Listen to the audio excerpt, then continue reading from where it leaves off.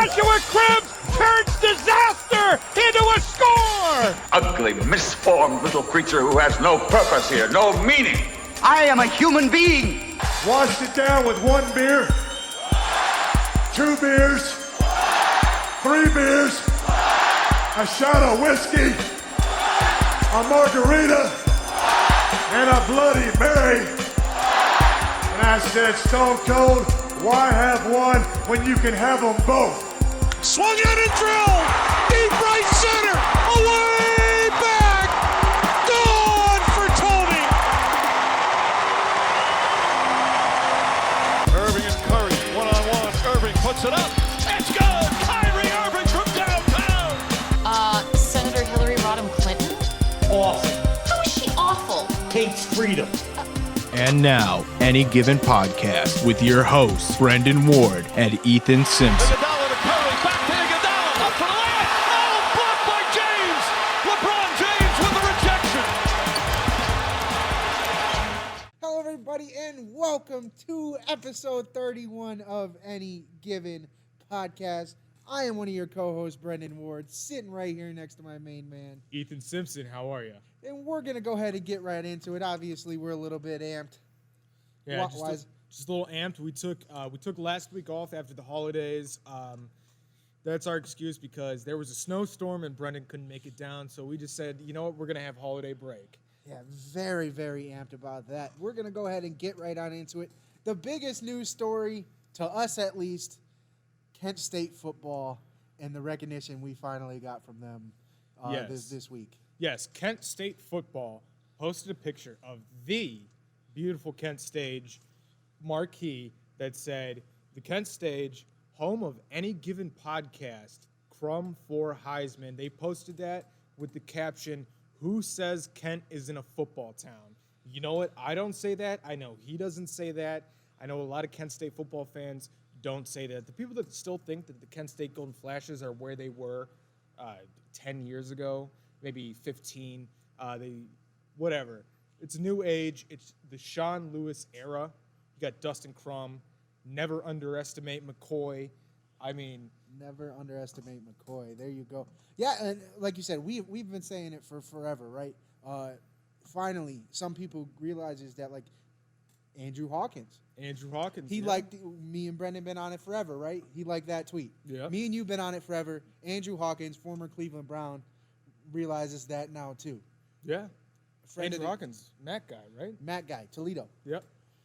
So, it's been a big week for us, just in general, with our love for Kent State football. I wish I had a clip of the video that Andrew Hawkins played, but it was pretty much Drake yelling to the media, we started this wouldn't be here without us. Now everybody else is realizing that. And once this season started, I've been telling people since 19. I've been telling him since 2019 when I covered him. The Kent State Golden Flashes are the real deal. And unfortunately, their home game, their final game against Ohio was canceled due to pretty much Portage County being in purple and players getting COVID, which obviously sucks. I made a tweet today that said, imagine if this Flashes team had a full schedule, right? Where they would be. 9-1. Well, they were going to play Penn State the first game, but have you seen how Penn State's been playing? So 8-2, if big time program. If they had that big time program, and Penn State kind of still had that gap, which I'm not sure they did. But then I think the only other loss I would account for is the one they lost this year against Buffalo. Yeah, and that was kind of Buffalo's offense just overpowered Kent State's defense. Kent State's offense played great. Like I said, Dustin Crum. Never underestimate McCoy. The Dustin Crum, Isaiah McCoy, the combination is deadly. Deadly, lethal. It should be illegal. It should be. It should be illegal, Dustin Crum, to throw to Isaiah McCoy like that. Because those two are they're future NFL players. And that's just a fact. So moving on from the Kent State social media shout-out, we also had a huge huge announcement. On Sunday, we are officially releasing our first ever shirt. Numbers don't lie. The B is a 6. That's orange. You can figure that out yourself.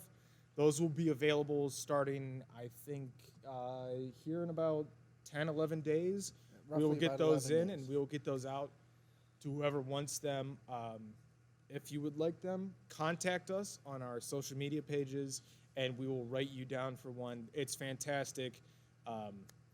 It's a great design. Brendan designed it.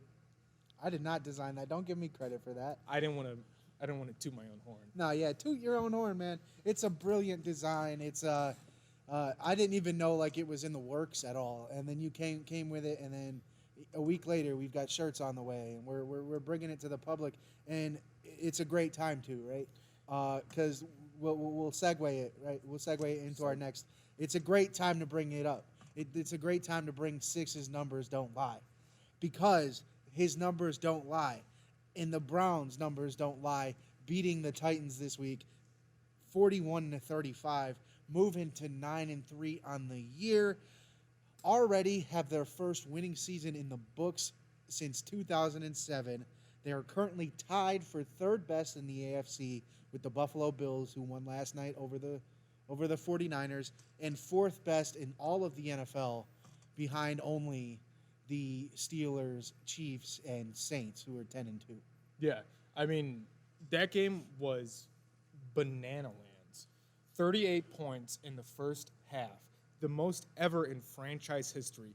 He threw 4 touchdowns in the first quarter, tying the greatest Cleveland Browns quarterback, sorry Bernie, sorry Brian, the greatest Cleveland Browns quarterback, Otto Graham, on his 99th birthday, too. On his 99th birthday, which is absolutely insane. So Baker, the whole game, he threw for 334 yards, 4 touchdowns. On the ground, he ran for, I guess he only had 5 yards. But still, through the air, look at those numbers. Numbers do not lie. You say you guess he only had 5 yards, but that one 4-yard pickup was a huge third down pickup they needed late in that game because the Titans were surging late in that game. Yeah. And I know like that fourth and one ended up being a little at the end there, but yeah, you probably shouldn't be quarterback sneaking with Baker Mayfield when Nick Chubb is behind you in the backfield. I don't understand why they didn't put Case Keenum in though. Or yeah, his when the long game was already done, put in Case Keenum. That's what you do when you have a second string quarterback. You put them in. So also the amazing fake that they did for Baker to get 6 receiving yards was absolutely, like I said, banana lands. And then on top of that, roughing the passer on Jarvis Landry. It was just going into that game. We talked about it. We didn't talk about it last week, obviously, because we weren't on. But going into that game, there's that chance, right? Mm-hmm. For the Browns, or for us looking at the Browns as more than just a fan. There's that chance. There was that chance. There was. It's probably gonna be a close game, but Nick Chubb is an elite running back, and when he's on his game and doing his thing, it's hard to stop. I'm thinking a 2017 win for the Browns, 20-17. Mm-hmm.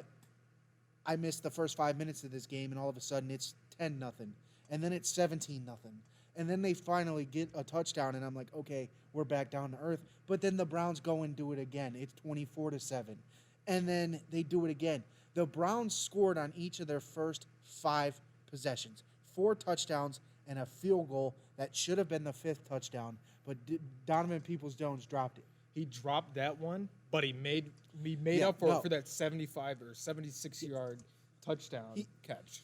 He had over 100 yards. Everybody wanted a big game from DPJ. He had over 100 yards, and like you said, he had that big touchdown where he made that corner look silly. I can give Donovan Peoples-Jones credit because he saw that the cornerback looked back at Baker and he took off. Yeah. Baker saw that people that say Baker Mayfield is not a good quarterback they should be locked in a loony bin because that game just proves it right there. And on the touchdown to Jarvis Landry, when he saw Malcolm Butler slip, and he brought the free safety off of Jarvis Landry by looking to his right, he saw Jarvis and saw the slip, and boom, got it right to him. That's what I want out of a quarterback. And to take it back to the numbers don't lie thing, you could say all you want about how Baker Mayfield hasn't helped win games and things like that. And sure, there have been some instances where it wasn't a Baker's job to win that game because you have Chubb running for 124 and Hunt running for another 100 and things like that. But since week 7, and I heard this on the radio, so I'm going to steal the stats. Since week 7, Baker is 4th in QBR. Mm-hmm. He's the only quarterback in the NFL that over his last 150 passes hasn't thrown an interception. His team is 4-0 in that stretch. Mm-hmm. So, sure, the Browns are beating teams they should. Yeah. This was their first signature win on the year. This was the biggest. This was the exclamation point on the season. That's why it was not a prime time, but it was the number one game of the early games. Most talked about game of the week. Yeah, and everybody was like, all right, well, there's a 67% chance that the Titans are going to beat the Browns. Everybody was taking the Titans, except for Sam Ponder. It was criminal that at some point last week the Titans were favored by 6.5 points. Yeah. That's just how it is. I've grown up with that. I think every Browns fan has grown up with that. That we're the underdogs.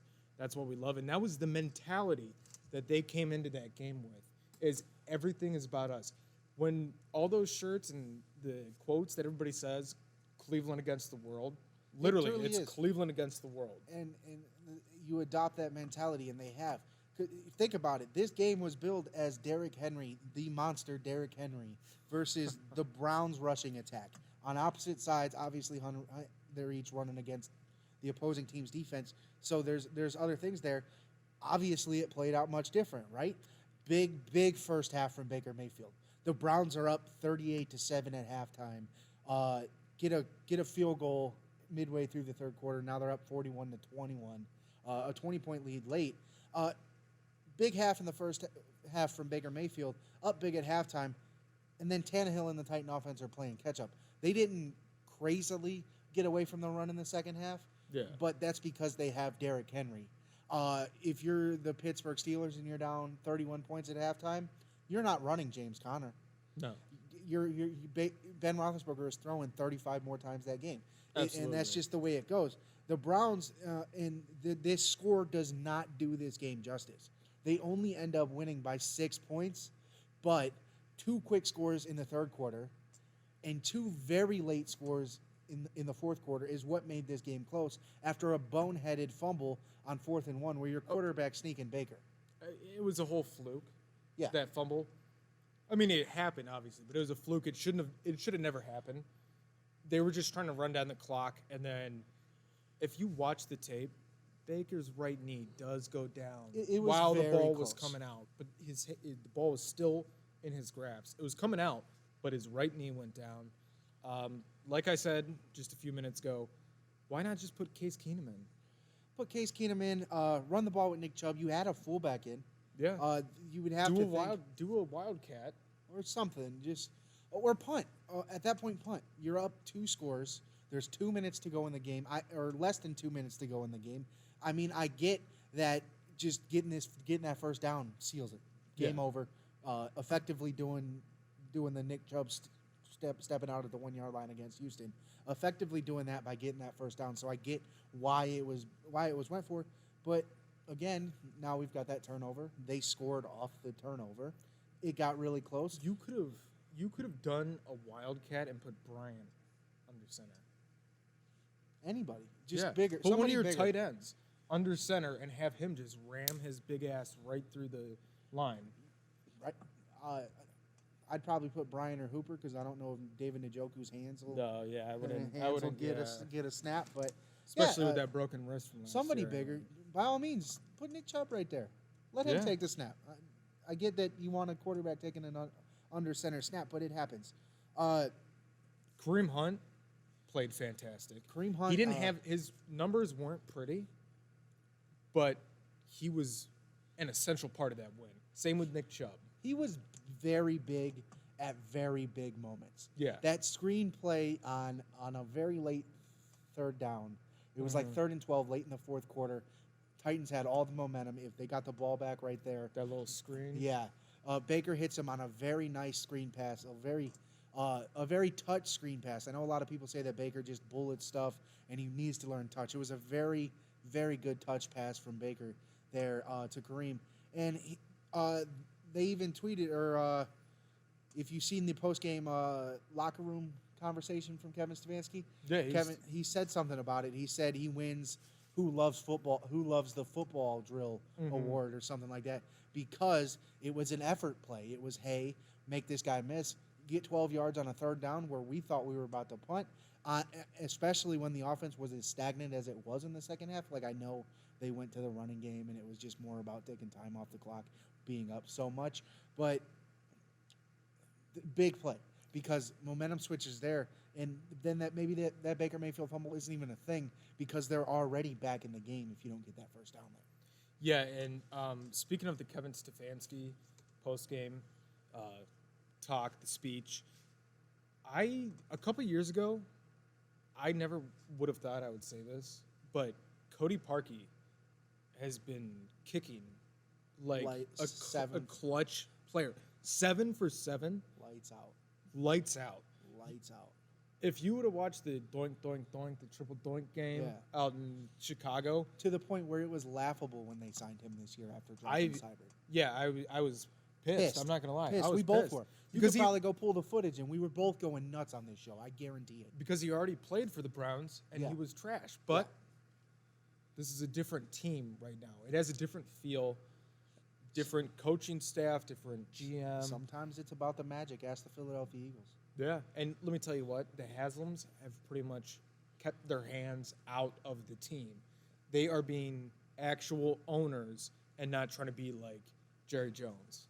Yeah, it's very, very, things seem to be working out. Like you said, different team. Barry and Stefanski being on the same page, I think, has done wonders. Speaking of Browns GMs, did you see John Dorsey might be in line for Houston? Yep. So there's that. Which, I mean, by all means, he did well here. Dorsey is not a bad GM. He didn't fit in Cleveland. The only thing Dorsey screwed up on is hiring Freddie Kitchens. Yeah, that's it. That was his downfall. And then when they wanted their own guy, again, which I get it, GMs normally pick their guy. So when it was, hey, we'll bring you back, but we're gonna pick our guy, he was like, no, I'm done. I'm out. And whatever. Andrew Barry obviously is a very smart dude, and when his objective is not to tear down the team, I'm excited for what he could do. Yeah, and don't we have the youngest coach and youngest GM in the NFL too? They're both like 37, 38. The Browns are starting to build themselves for sustained success. In 10 years down the road, when you find this early clip of any given podcast, and you see us doing it here on the stage and without sponsors and stuff like that, and you see me sitting here, and the Browns are gonna be built for sustained success. Baker is starting to turn a corner, and coming into this year, I wasn't sure about that 5th-year option. Now I'm telling you, I'm guaranteeing you, they're picking up Baker's 5th-year option. So speaking of the 5th-year option, I saw multiple people. I couldn't count how many people online on Sunday saying, like, Baker's had one good game, but we still want Justin Fields. We want the OHIO guy. Like, when was the last time an Ohio State quarterback actually did something meaningful in the NFL besides switching to wide receiver? 2 of them did it. 2 of the best Ohio State quarterbacks ever did it. Terrell Pryor and Braxton Miller. Yeah. I mean, Braxton Miller wasn't that good as a receiver in the NFL, but he never really had a shot. You know what I'm saying? He switched quarterbacks. He was on the Browns. Both of them were on the Browns. He was. I would have wished they kept Braxton Miller as a punt returner. Just a dangerous guy, right? Just a body there that's dangerous skill-wise. Yeah. And it's very, very big. Where are we taking it now? The Browns have a game coming up this Monday with the Baltimore Ravens. barring anything unforeseen with their COVID outbreak. But they have, since their COVID outbreak, already played the Steelers last week, and then they played the Cowboys Tuesday night. So looking at a Monday night primetime game next week against the Baltimore Ravens, I'm not the biggest fan of Monday night games against the Ravens. If you can remember, that's the kick six. I was there. So yeah, I was there in the stands. I watched that happen. We watched the kick go up. Everybody's like, yeah, and then it boom, and they run it back for a touchdown, and then it was just kind of. I like my Cleveland Browns games tucked away at 1 p.m. on a Sunday. Right. They that's where they perform. I know they. It's like it's kind of like the opposite of Kent State. When Kent State had to play that Buffalo game in the day, they didn't perform well because Kent State are like vampires. Well, they don't like being in the sunlight. They thrive opposite in the night. with the Browns. Browns like being in the sunlight. They don't They like being there at 1. Browns don't even like playing at 4:30 either. The thing with that Kent game, it was kind of threw me off. Every single MAC game for the entire season this year has been Tuesday or Wednesday night. Yeah, and then they and throw then it all on, of a sudden, the biggest game of the year gets tucked away on CBS Sports Network. On CBS Sports Network at noon, the same week that Ohio State's playing Indiana and Alabama's playing Auburn, and I'm like, why? And then that same week, like Liberty was very good, but they were the primetime game against NC State. Yeah, and go Wolfpack! The Wolfpack ended up winning that game, but That's an inside joke. I don't know the inside joke, so, but it's just I feel like that Kent Buffalo game, MAC title game was on the line. Yeah, absolutely for the MAC East. Yeah, right. That's the spot in the MAC East titles. The MAC East title game spot was on the line because now, unfortunately, with the loss, Kent has an outside shot. Buffalo has to fall off the face of the earth. Well, let's see, because Kent State is stuck at 3-1. There's no going forward, no going back. Yeah, and that's what I'm saying. They have to have Buffalo play their. First of all, Buffalo has to play their next 2 games, but they also have to lose both. Right, and I mean, I'm hoping for it. I'll sit here, I'll watch, and I'll sit there and I'll root for whoever they play because I'm not really 100% sure who they play. But let's hope it's Miami of Ohio because no, they played them a couple weeks ago. The Red Hawks. You know what the Miami of Ohio mascot used to be? Their team name? No. It wasn't Hawks. It was Red something. Okay, I know where I know where you're going with this, and we're not gonna say it on here. We've been pretty good with the no cursing today. It's actually been pretty swell, even though we came on super amped. We're about halfway through. We're gonna go ahead and move on from Browns, get into around the NFL and the rest of the Week 13 schedule of those games that have been finished prior to this Tuesday recording. As we mentioned previously, the Browns beat the Titans 41-35 in that early 1 p.m. matchup. I'll let you take the reins. All right, so we're gonna go. I'm gonna start off with your division. Okay. The NFC East, because the NFC East it's starting to get wild, bro. It's starting to get pretty wild. So we're gonna start off with, give me a second, because I'm not gonna go with last night. I'm gonna start it on Sunday. So we're gonna start off with the New York Football Giants playing against the Seattle Seabirds. What a crazy second half that was. The fact that they won this game is just bizarre to me. No Daniel Jones. Colt McCoy, Cleveland Browns legend. Colt McCoy. Longhorns legend. No Wayne Gallman, so they were out their top 2 running backs. Just insane to me that the Giants pulled this off. They've now won 4 in a row since my man Ethan here said that they were going to win the division. They've been on fire. They've won 3 since you've said that, 4 in a row overall. Just all sorts of all over with that. And then the Eagles if you want to stay inside that division. Lose their quarterback if you want to go there. Did they lose their quarterback, or did they find their next quarterback? Yeah, maybe they found the next one. There you go. Find their new quarterback in a 30-16 loss to the Green Bay Packers. Carson Wentz has just been abysmal all year. I hate to admit it, but he was a decent quarterback previously. But this year, for some reason, a complete step back. He seems like he's very scared, and maybe it is that offensive line. And maybe I got to give it to him because we tried giving it to Baker all last year, right? Yeah. That offensive line was so bad that Baker was all over. Well, Carson Wentz is playing very Baker-esque from last year. Well, here's the thing. After the first series in the third quarter, they replaced him with Jalen Hurts. Jalen Hurts didn't really do too much in the third quarter, but he comes out in the fourth, and he brings them in to 7 points, a touchdown away from tying the Packers. Yeah, that late touchdown is what pulled it away to 30. Yeah, and there was those two different times where Jalen got rushed in the pocket, tried to come out, and then it collapsed on him. Rookie mistake, I get it. Anybody that says, he played at Alabama, he played at Oklahoma, how can he not know this? Buddy, this is a completely different thing than the Big 12 and the SEC. This is NFL football. Yeah. And these are the Green Bay Packers.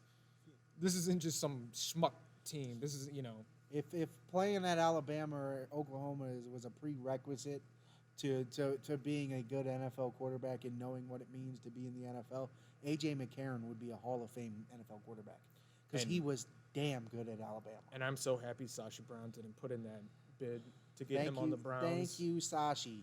Thank you, Sashi. The greatest ever to do it. All right, so we're going to go on to the Raiders-Jets.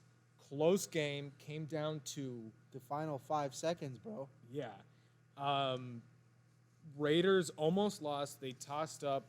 They pulled a Tupac. They said, Hail Mary, come with me. Tossed the Hail Mary up. Greg Williams stupidly did cover zero blitz. Their Hail Mary prayers were answered because if you've ever played Madden, Greg Williams dialed up that Engage 8, sent the world to try to get Derek Carr. All Derek Carr had to flip it to all he had to do was flip it to a wide open Henry Ruggs to foil New York's first real shot at winning a football game. Yeah, and here's the thing. Adam Gase is a punk ass for firing Greg Williams after that play. The next day. And he was like, I didn't like it. It was upset. It wasn't a good. He let our guys down. I'm going to fire him. Greg Williams they're all in the headsets. Adam Gase knew what Greg Williams was dialing up. He could have changed that. He could have told him no. The head coach has presidential veto power. He just fired him to save his own ass, even though they're all going to be gone next year. Clean house there. It's done. Yeah. He even how about his comment the other day admitting that he hasn't done enough since he's been there for Sam Darnold. And I mean, it's true because you could argue that Sam Darnold might have had the better ceiling in that draft class, the best ceiling in that draft class. But he's obviously the worst to come out of that draft class, aside from Josh Rosen. Yeah, but I still like Josh Rosen. He had the hot tub in his dorm. And cool. give me Rosen over Darnold at this point because I don't even know what the Josh Rosen is. You know what I'm saying? Josh Rosen, I don't want to say he hasn't gotten a shot, but he went from the trash Cardinals to the trash Dolphins. Never had an offensive line. Barely had any receivers. His main receiver was 50-year-old Larry Fitzgerald. Even though Larry Fitzgerald is a great wide receiver, first ballot Hall of Famer, GOAT still, but that's all he had. So what are you going to do? You're going to put double coverage on Fitzgerald. Yeah, and then you're going to rush Sam Darnold. Since Rosen left. Yeah, since Rosen left Arizona, they have added Christian Kirk and DeAndre Hopkins for Kyler Murray. Yeah. And worked on the line. Yeah, exactly. By all means, I'm not that upset because Kyler's pretty good, and Kingsbury brought in his own guy. By all means, if they wanted to move on, that is their prerogative. Miami was too busy tanking, but also starting the better of the two quarterbacks in Ryan Fitzpatrick instead of seeing what they had. And then again, Tampa Bay, once everybody throw him away, is he still sitting on Tampa's practice squad? That's the last I heard from him about him. He was sitting on Tampa's practice squad, and why not? If everyone's just going to keep throwing you around like this, go sit on their practice squad. Watch Tom Brady go do his work, because that might be the best person to learn from. Yeah. Speaking of Josh Rosen, Josh, I sent you a DM on November 21st asking you to please come on the podcast. Josh, if you want to come on the podcast, we can talk. I want to know all about that hot tub. I want to know what happened in that hot tub at UCLA in your dorm room. I want to know what was going on in the Cardinals organization and the Dolphins organization. So that's just, a little side note. All right, time to get back to scores.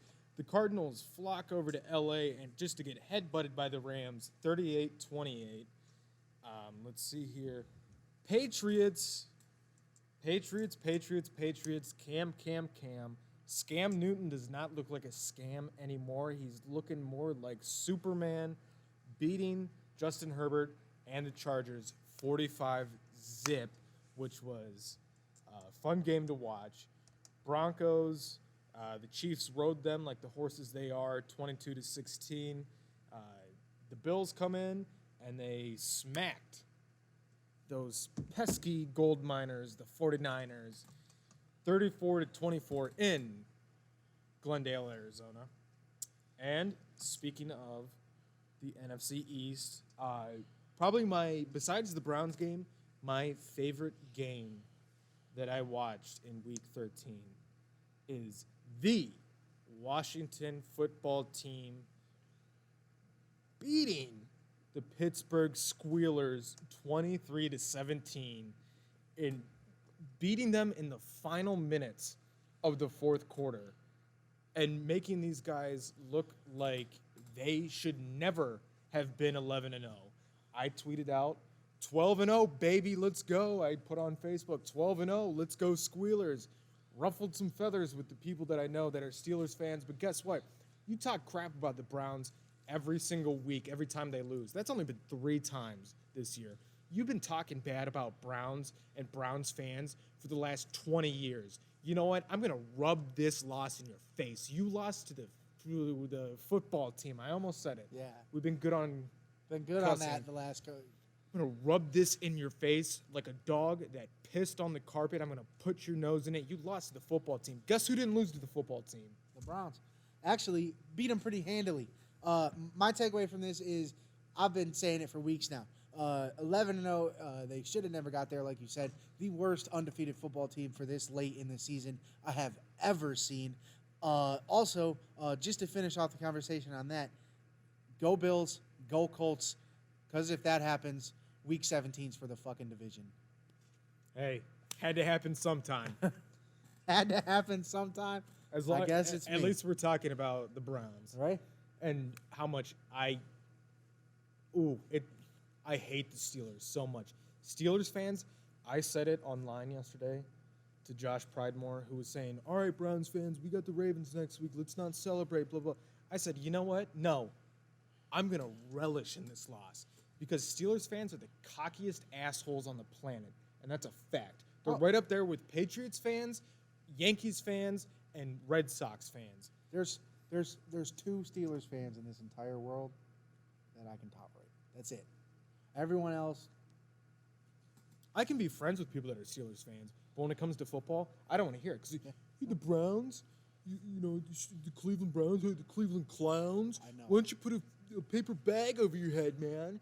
Look at your team. Johnny Manziel. Shut up. The Browns are the real deal. Johnny Man's only been here 4 years. He's smoking cigarettes now. He's smoking cigarettes now. Yeah, dude, he was on a podcast the other day. He was smoking. He was chain smoking cigarettes. But I can't say anything about smoking cigarettes. But I was never in the NFL. I was never the biggest bust in the Browns' history. You were never Johnny football. Yeah, he's smoking cigarettes. Talking to this dude, talking about how he didn't put in half. He only put in half the work that he put in at A&M when he went to Cleveland. All he wanted to be was a celebrity. Only thing he regrets about Cleveland is wasting 2 years of Joe Thomas's career, which he should. He should feel like dog shit about that. Yeah, right?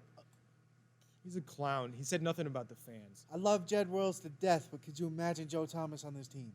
Oh, it'd be disgusting. If we had Joe Thomas, Joe Thomas then from 2014 and 15, now right? it'd be over. Right, and the only reason Joe Thomas probably even left when he did is because it was abysmal, and it was why keep going? And, His wife. yeah, his wife, his brain. He's great now, and he lost a bunch of weight. He's about as small as you are. And I mean, if I had pipes like Thomas, I'd be set. I say he's about as small as you are, but like that's because he used to be 300 some pounds, and that's just the way it works. But moving on from around the NFL, now that we got I thought we were done. We got the Monday night. Saints, Falcons, Colts, Texans, Jags. Did we Jags, completely skip these? Bro, I swear we got to Monday night. All right, we'll go through it real quick just to get into it. I'll get you going. My apologies. I went straight for NFC East and I skipped the other ones. Yeah. All right. So after that, we got an overtime final. The Vikings pull one out against the 1-11 Jags, 27-24. The Dolphins and Bengals get real chippy. Benches clear. Brian Flores even went on the field to punch some people. But the Dolphins pull out that win with 19-7. The Texans fall short of the division-leading Colts, 26-20, despite the Colts defense still being in shambles due to COVID-19. Lions, not Tigers, and Bears. Oh my, Lions beat the Bears 34-30 in an upsetting fourth quarter. Also, who expected those two teams to score in the 30s? Yeah, that is true. All right, so the Falcons, they said their prayers, but the Saints said that's not enough, and they beat them 21-16. Taysom Hill's still undefeated as a starter. I'd much rather see Jameis Winston, but I'm just a Jameis Winston fan. I'd much rather see Jameis Winston either, but if the guy is still going to keep winning, you can't take him out. I hate to say it, but you just can't. We did the Rams. We talked about the Patriots destroying the Chargers. We didn't talk Broncos-Chiefs. I did. I said the Chiefs rode the Broncos. Didn't I say? I thought I said the Chiefs rode the Broncos like the horses they are. Well, you did, and that's why I thought we were on Monday. That's why when we because then after that you went to Bills and then you went to the WFT. All right, so it looks Tuesday we got the Ravens. Oh, the Tuesday. Dirty Birds. The Dirty Birds are playing. Tuesday, the Ravens take on the Dallas Cowboys. Ravens kind of getting their team back after their COVID scare. Lamar Jackson is playing this game. I was really hoping I'd get a Cowboys versus RG3 sort of setup. RG3. But let's see what the rest of their team looks like. They still got a lot of people out. That is Tuesday night on NFL Network, Fox, and Amazon at 8:05. So in roughly an hour, because we're recording in Tuesday. We're recording. So there we go.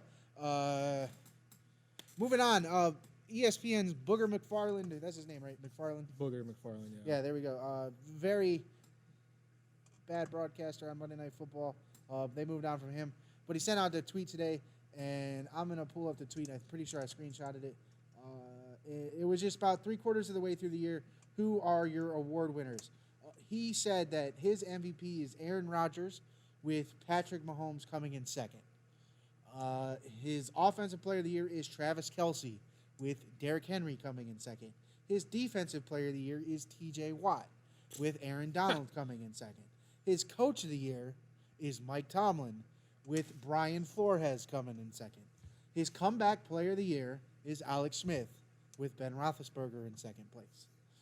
His offensive rookie of the year is Justin Jefferson, with Gibson in second. Antonio Gibson from Washington in second place. I don't even get that because Antonio Gibson hasn't even been the best rookie running back. And then his defensive rookie of the year is Jeremy Chin, with Chase Young in second place. And then he said thoughts. So I'll go ahead and run through mine because I actually tweeted it out earlier and then was like, you know what? I'm going to delete this because it's a better topic for the podcast. My MVP of the year is probably Mahomes. I think he's just been the most consistent player all year. And I doubt they're going to give it to a running back because if not, I'd probably pick Derrick Henry. Not after Sunday. Not after Sunday because the Browns defense held him in check. My offensive player of the year is probably Russell Wilson. He's just pulled out some things that his team shouldn't pull out. His defense is one of the worst defenses in the league, and they're still up there leading the NFC West. They might be tied now with the Rams. And then after that, my defensive player of the year, I know he missed 2 games, but it's Garrett. He missed 2 games, but he's still up there, very close to the lead in sacks, especially after getting one on Sunday.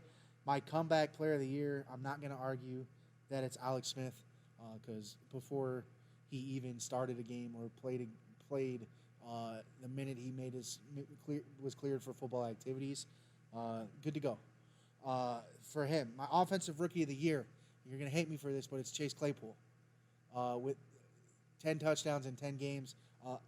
And I only say that because I can't really, I know Justin Jefferson's been good, but other than that, maybe James Robinson from Jacksonville, he's been really good too. I think he's the best rookie running back, but other than that, I can't really think of another rookie that's had that great of a season on the offensive side of the ball. You're looking at me crazy, so I'm going to let you say who it is. And my defensive rookie of the year is Chase Young.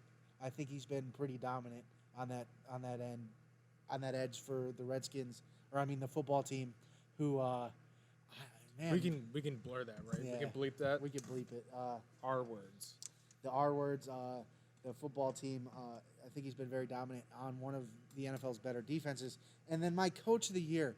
I get that they were undefeated at one point, but Mike Tomlin they're the Steelers, man. It's 11 wins is not that impressive. He inherited that team after a Super Bowl. He's won 1 Super Bowl in 10 years being there, and it was already a Super Bowl champion team when he got it. He got that small loan of $1 million of Ben Roethlisberger from Bill Cowher. I can give him Booger an argument here for Brian Flores, just because Miami is far exceeding what I thought they would. They may get in a late race with the Bills for that division, but definitely might be another wild card team there with the Browns, if the Browns don't backdoor their way into that division. But it's got to be Kevin Stefanski. First winning season in 13 years. This team was 6-10 last year. They're already 9-3, with 2 very winnable games to go. I would argue 4 winnable games, but 2 that should be without a doubt wins. Stefanski has the best record out of 12 games since 13 weeks. 12 games, 13 weeks since Bill Belichick was the coach of the Cleveland Browns. Nick Saban was on the team, or not on the team, but he was on the coaching staff. And they had Vinny Testaverde at quarterback. Telling me the best record since 2 GOATs? That's what you're telling me. Oh, they had Bill Cowher on the coaching staff, too. Uh-oh. They had 3 of the greatest coaches, 2 ever in the NFL and 1 in college. 3 of the best to ever do it. 1 played at Kent State. Yeah, 3 of the best to ever do it. One KSU guy. And they were like, the city of Cleveland was like, you know what, we're not going to give you guys a new stadium. We're going to give the Indians and Cavs new arenas and stadiums. We're not going to get, and you know what? Art Modell went and was like, all right. They thought he was bluffing. He went and moved him to Baltimore, which sucks. But when you got something like that, you can't really go on that. So what I have for mine is MVP. I would probably say Rodgers, just because Rodgers having a He's been pretty season. consistent. I just think Mahomes' team's a lot better. Offensive Player of the Year, I'd probably give it to Henry. I wouldn't give him MVP. No, yeah, it's not. It's either Henry or Nick Chubb.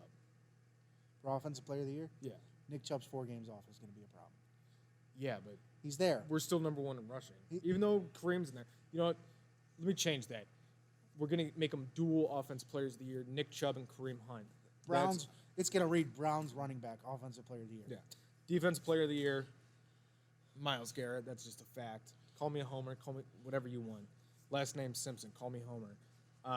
Offensive Rookie of the Year, I would say Justin Jefferson. From Minnesota. Yeah.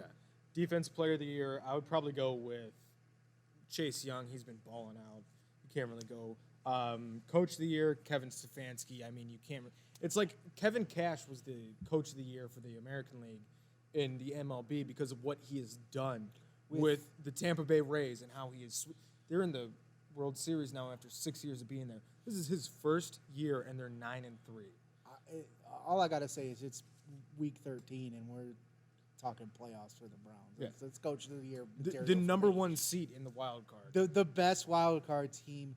And we're talking about how if the Steelers somehow fall on their face They lose 2 against games. 2 decent teams in the Bills and the Colts, or maybe if Cincinnati pulls one out against them, we're talking about if the Browns win out and take advantage of a New York Jet team that could be 0-16 this year, or coming up in the next week, we have a Baltimore Ravens team who still might have quite a few people out for COVID. And then we have, after that, the New York Giants, who have been playing very well, but is a very winnable game with the way that division works and just how 6-10 might be the winning mark for that division. And then you got the Steelers. You win that game. We're sitting at the top. You win that game, you're going to get that game will get flexed, especially if it's for the division in Week 17. It'll be a Sunday night football game probably. Just because that's the way the NFL works, and if you're going to do Browns Steelers for the division in Week 17, and it would be for the 2 seed, probably at that point, because it would, whichever team would only have 4 losses, maybe it would be for the 3 with Buffalo if Buffalo wins out. But they've got some big games. Pretty sure they got another game against New England, which is the way they just played the Chargers. Be fair to them. In the words of Borat for the AFC North, King of the Castle, King of the Castle. And I'm not saying it's going to happen because it's a very outside shot. But there's still a chance. But the fact that immediately after they lost, I've got Myles Garrett saying, did the Steelers just ... Hollywood Higgins, right away. Jarvis Landry, yes, they did. By all means, have that hunger. I don't want you to limp yourself to the wild card playoffs. Go win these 4 games. Go make people fear you in the playoffs. Look at me. I'm looking straight at you. Fear the Browns. Make them fear you. Sure, Kansas City isn't going to fear no one because they are the class of the NFL. But make the Steelers feel having to play you in round 1. Make the Bills scared to play you in round 1. The Titans should already be scared to play you in round 1. Who else is there? The Raiders, if they make them scared to play you again because there's not going to be inclement weather. Who else? The Colts, if they win that division. Make them scared to play you because that's who you're going to play in the first round if you get that 5 seed. You're going to play whoever wins that AFC South. Yeah, and like you were saying, make people fear you. Live up to your name. We are the dogs. We live in the dog pound. We are junkyard dogs. You need to be foaming at the mouth. Anytime you enter a stadium, the second kickoff happens to the second the clock runs out. Make these teams fear you. Let's go, boys. All right, we're going to move on from football now and go into just some quick baseball I'm not even stuff. going to say the comeback player of the year. Everybody knows. Everybody knows who it's going to be. It should be Alex Smith. If it's not, I don't get it. There's no way the NFL would ever let that happen. I don't even think the NFL is going to pump fake from that and try not to do that because they're going to want their little pound of flesh. You know what I'm saying? We're going to latch onto this. Yeah, a little pound of flesh, just like the one that they cut out of his left thigh to put in those pictures were disgusting. Yeah. Outside the line kept showing them. I was getting ready to eat my morning eggs, and they kept showing them. All right, moving on to the MLB. Big news for the Cleveland Indians. Free agent Carlos Santana, our first baseman for how many years? We got him from the Casey Blake trade with the Los Angeles Dodgers. Has now signed a 2-year, $17 million deal with division rival Kansas City Royals, and I ultimately think that is a scumbag move on Carlos Santana's It really part. sucks. We talked about it a little bit. We messaged about it a little bit on my way here. Carlos Santana, we knew he was leaving, right?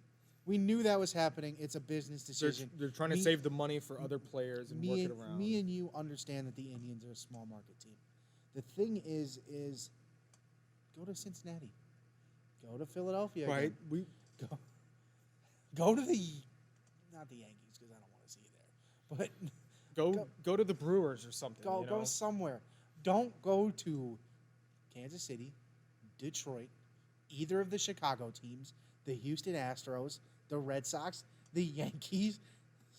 Yeah, any team that we have to ultimately face, do not go to them. And he went straight to the Royals, and I hate the Royals because after they won the World Series, and I went down to Arizona to the spring training games, it was jam-packed anytime they played. And we were talking to this one guy who had been going to spring training since they moved to Goodyear. He was like, it was never like this until the 2 years, the year they lost and then the year they won. He was like, it was never like this. You could talk to your friend across the ballpark and you could hear him. Now it's jam-packed. Ticket prices go up to like regular game prices, like you're going to Progressive Field. Yeah.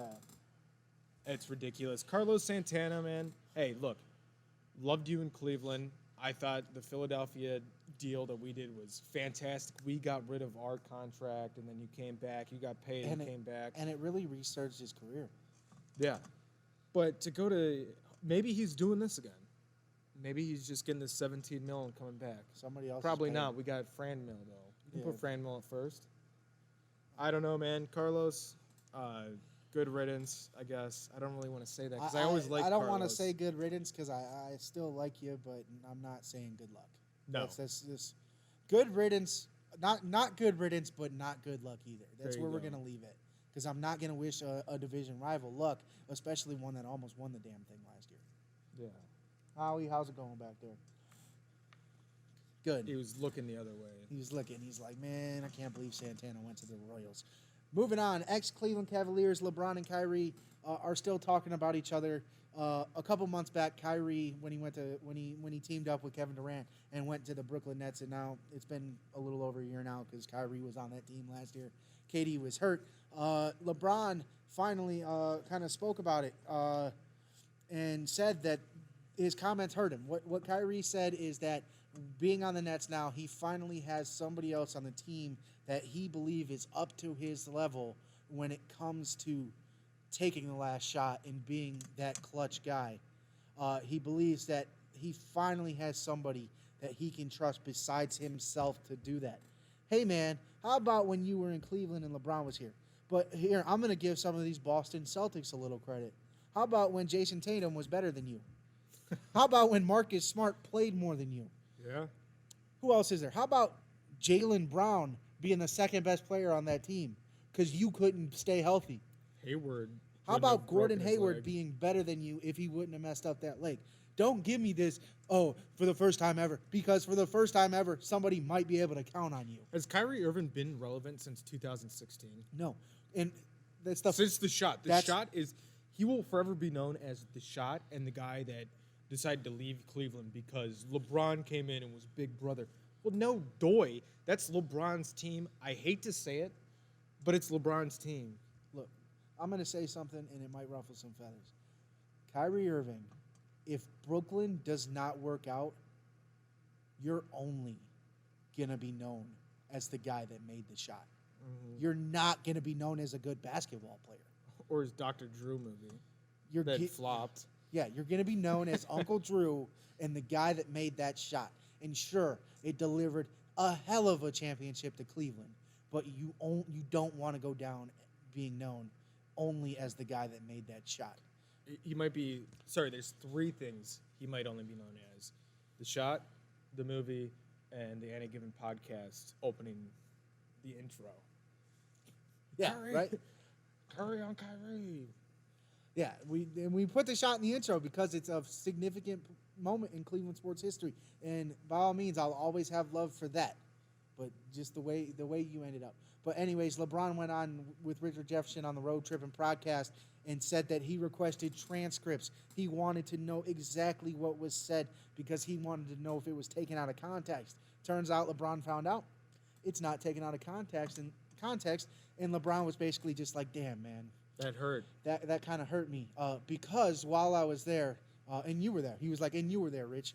All I cared about was Kyrie's well-being, Kyrie being MVP of our league, all of that. And Richard Jefferson's like, yeah, man, I seen it, I know, and it doesn't. I don't get it. It's like he was there." And he was a two-faced friend. He was happy and smiley and go-lucky to our face, but he goes home and takes off that skin, and he's laying there, and he's some snake. Here's the thing. Anybody that has the tattoo of, I always call it the namaste hand, where the pinky curls and the thumb curls, Anybody that has that tattoo, He's got for the one with most the part- eyeball too, don't he? Yeah, for the most part, anybody that has that will You're toxic. fake and toxic and will That's fuck you over. that's just a fact. that's the logo for toxicity. Right? That's just like the basic. I'm a fake person. I'm gonna screw you over logo. Except for Derrick Henry wearing that. I think Derrick Henry's a real guy, but that's just on his chain. He had that chain last year. So besides that, but also Richard Jefferson was on The Jump on Tuesday today. You'll get this on Wednesday, but Tuesday, and he was talking about it, and he was saying, he said, look, what LeBron said when he was there was real. What we talked about was real. He said LeBron, when he gets frustrated, you can see it all over his face. He's an emotional guy, not only on the court, but outside of the court, and Richard Jefferson said he 100% believes that LeBron was actually hurt by those comments because LeBron was never trying to take the shine from Kyrie. He was trying to help Kyrie and better Kyrie's career. Kyrie just didn't see that. Kyrie thought he was coming in and stealing his team, even though it was LeBron's team since 2003. So LeBron was like, man, I see how good you are. I see that I could help you be even better. I could see that with me here, we could go to the promised land. Mm-hmm. And you just turned out to be a snake in the grass. And you might end up going, like I said, if it doesn't work, you just might go down as the crybaby that made the most important shot in Cleveland in sports history. Right. Yeah, and that was the thing, and he did take him to the promised land. He gave him the little taste. Yeah. So this is a championship, dude. And you know what Kyrie said? Well, I went out. I would have beat the number one. I went out of this. Here, I went out of this. He gave him a taste, and I'm gonna say that he never gets a taste again. No, unless something magical happens in Brooklyn. But they're not gonna. If you have LeBron in LA and you got to face them in the finals, I'm taking AD and I'm taking LeBron over KD and Kyrie. I pray to God, if you're listening, Jesus, I pray to God, your Father, please give me that finals matchup this year so I could watch the Lakers wipe the floor with the Nets when LeBron finally has a team against KD that is of equal strength. Because when they have equal strength teams, LeBron wipes the floor with Kevin Durant.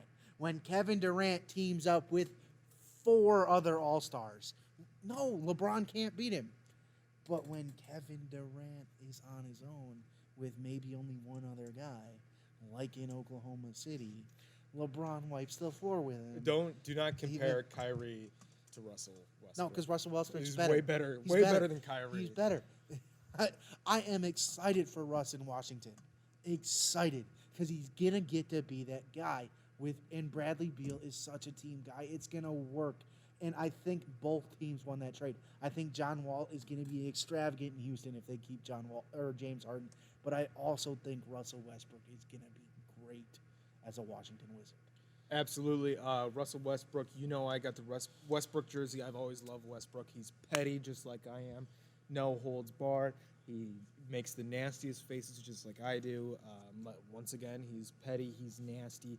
That's why I'm also a fan of DeMarcus Cousins, because DeMarcus Cousins doesn't hold back. He's nasty. He's not petty. He's just nasty. DeMarcus will get in your face and go off. Russ will just be petty as hell. All right, so moving on from the NBA, we're going to wrap this up here soon.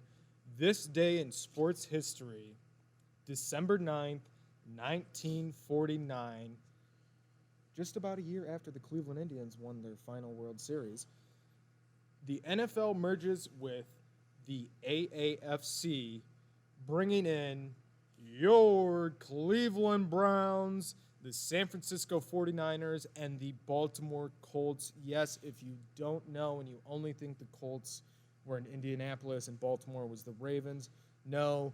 With Johnny Unitas, they overnight moved the Colts from Baltimore to Indianapolis. Then, as you know, we talked about it earlier, Art Modell in the 90s taking the Browns to Baltimore, changing the name to the Ravens, because nevermore, nevermore, nevermore.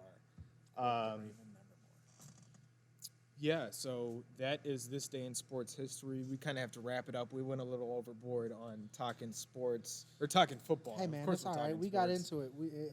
A pretty good episode to me. But Edgar Allan Poe. That's what Edgar I was Allan thinking. Poe. I was wondering. He died in an alleyway in Baltimore, drunk, and his brain rotting of syphilis. That's why they called him the Ravens. So that's why we call them the Dirty Birds. The Dirty Birds, good. The Dirty Birds is what they should be called. Where can they follow you, my man? They can follow me on Twitter at ETH Simpson, CGOD. You can follow me on Instagram at ETH Simpson. You can follow my main man. Follow me on Twitter at BWardCLE. Follow me on Instagram, B.Ward52. You can go ahead and follow the podcast on Twitter at PodcastGiven, on Instagram at AnyGivenPodcast, Facebook.com/AnyGivenPodcast, and please subscribe to the YouTube. We're starting, I promise you, things are starting to turn. We're starting to get things going. You're going to want to be here for the ride. I promise, get here for the ride. Get here for it because it's coming. All right, and before I sign off, I have one last thing to say. Numbers don't lie with the Orange 6. You can get what that means. Those will be on sale soon, coming. They'll be right before Christmas, so they'll be a nice belated Christmas gift to you or a loved one, or, like I said, just get it for yourself. Right in time for playoffs. Right in time for playoffs. Numbers don't lie. Baker showed it this week. All the profits either go to paying for the shirts or they will go to helping enhance your experience with any given podcast. So not only are you getting a wicked awesome, that's like Boston. Not only are you getting a freaking awesome, wicked awesome, bro, wicked awesome design shirt, but also you're helping the podcast. You're helping us expand and grow. And finally, God bless and stay blessed. Have a great rest of your week. Stay safe.